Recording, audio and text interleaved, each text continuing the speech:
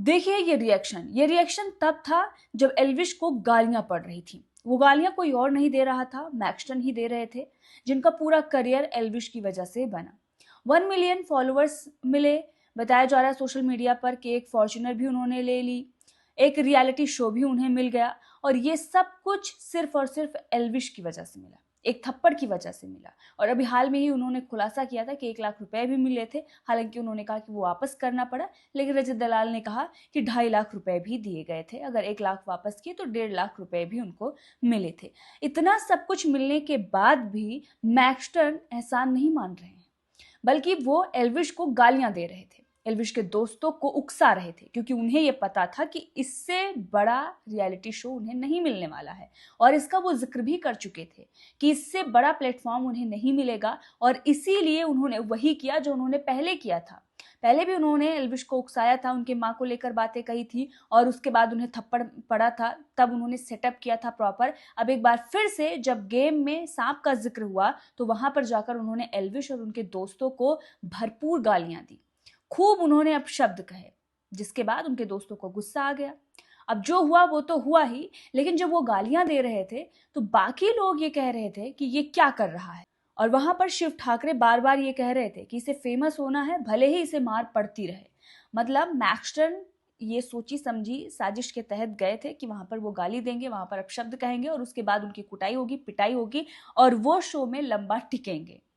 और जो लोग भी उनके साथ मारपीट करेंगे, जाहिर सी बात है, अगर पहले वार्निंग मिल चुकी है तो अब उन्हें घर से बेघर किया जाएगा।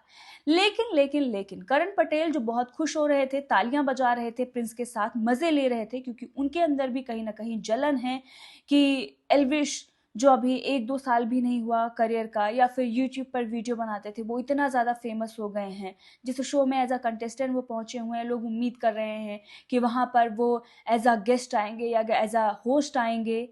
तो उसी शो में वो एज अ कंटेस्टेंट पहुंचते हैं, तो कहीं ना कहीं दिल में कसक तो रहेगी, जलन तो होगी। इसीलिए जब उन्हें गालियां पड़ती है तो वो किस तरह से खुशी होकर नाचने लगते हैं, तालियां बजाने लगते हैं। और प्रिंस नरूला, तो जहां पर एल्विश की बदनामी हो या एल्विश को कोई अपशब्द कहेगा तो वहां पर तो वो तालियां बजाएंगे ही।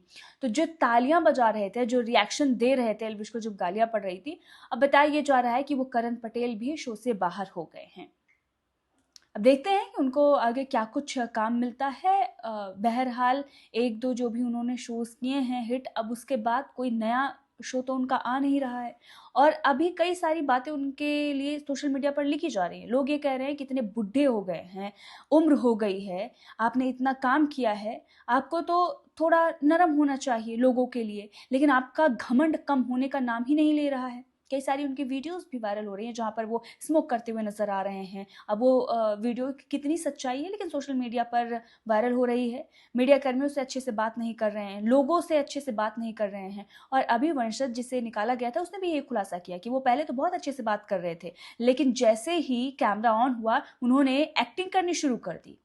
और उन्होंने कहा कि इसे तो मैं जानता ही नहीं हूँ, इससे तो मेरा इंट्रैक्शन ही नहीं हुआ है, और उसके बाद उसे बेघर कर दिया। तो आप सोच सकते हैं कितने इनसिक्योर लोग हैं और कितने घमंडी लोग हैं।